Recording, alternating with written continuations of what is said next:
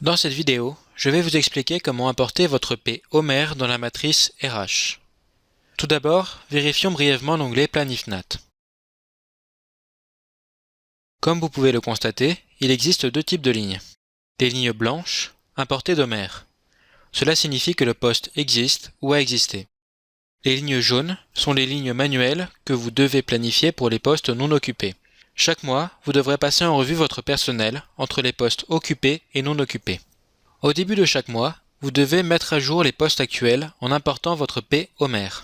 Pour cela, retournez sur la page Settings. Puis, double-cliquez sur le bouton Importer données Staff Homer. Choisissez alors le document Homer dont vous avez besoin. Ce sera toujours la P du mois précédent. Ici, nous sommes en avril, nous choisissons donc Homer Mars. Dans le cas où le fichier que vous importez n'est pas sous Excel, ce qui peut arriver, vous aurez un message d'erreur et devrez revenir sur Homer pour sauvegarder votre P dans le bon format, Excel. Là, le format est le bon, nous pouvons donc importer Homer.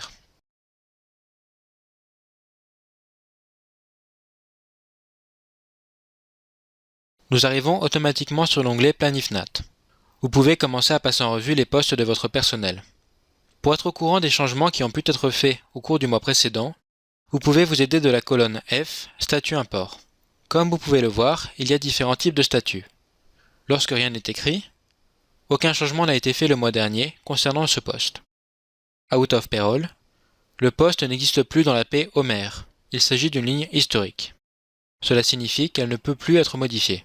C'est le cas d'Alain McCanté qui a fini son contrat en février.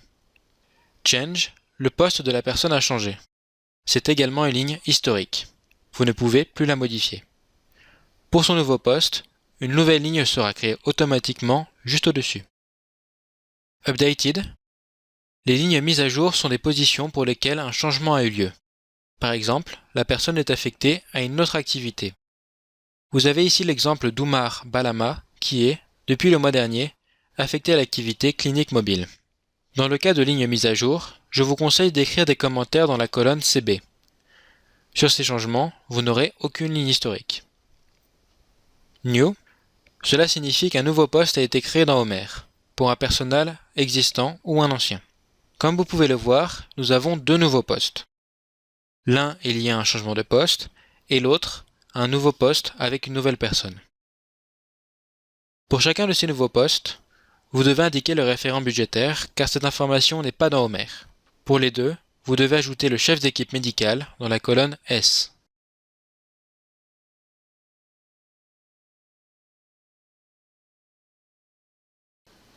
Lorsque nous comparons ces nouvelles lignes avec les lignes manuelles, nous constatons que le poste d'infirmière prescriptive, Prescribing Nurse, était déjà planifié.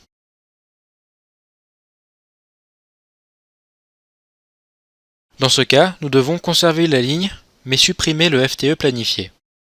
Autrement, notre FTE comptera deux fois la même personne. Sur l'onglet Settings, nous devons retourner au mois précédent, mars.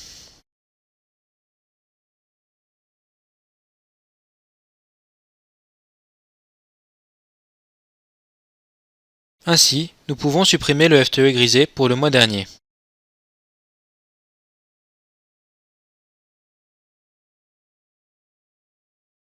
Nous retournons alors en avril.